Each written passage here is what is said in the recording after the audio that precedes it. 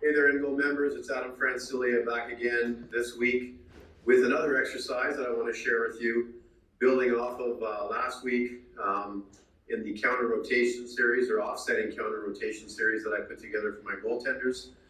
Today's exercise is a simple one. It's difficult.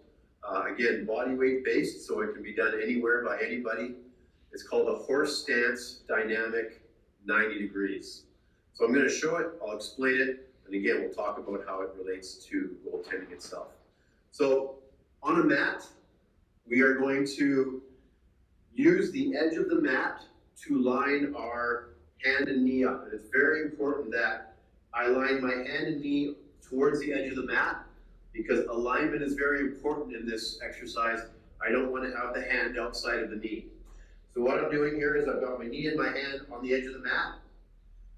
I have 90 degrees at my knee and 90 degrees at my hand, okay, and I'm going to open up. Holding very carefully, going as high as I can, and very slow on the way down. Don't let gravity take you down and swing you down. I'm picking up, holding, challenging my nervous system, and very, very slow on the way down. Notice that I'm coordinating the movement of my arm and leg at the same time, so my arm and leg get to the top of the movement together, and they start the descent together.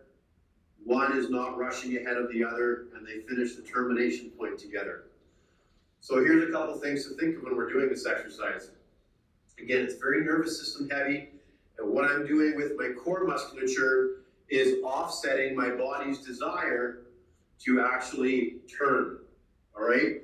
And that's what we're trying to do. We talked about last week where we don't want to allow the body to just naturally unwind, okay, when we're dealing with a directional change or tracking the puck differently as it changes directions quickly. We want to try to move the body in one unit. The other thing that you notice that I'm doing here is as I'm opening up, I'm keeping my head down or straight ahead, and I'm not pulling my head back and away. So in a sense, in this exercise, we're sort of visualizing, and you can do it if you'd like, putting a puck here. Okay, so if you actually want to do that to make it a little bit more realistic, feel free, but we're trying to keep our head on target. So once again, it's an exercise that anybody can do. It's no load going through the body. It's just mastering the nervous system.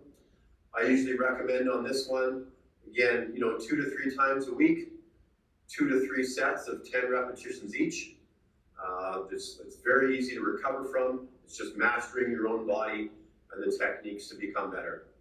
Good luck.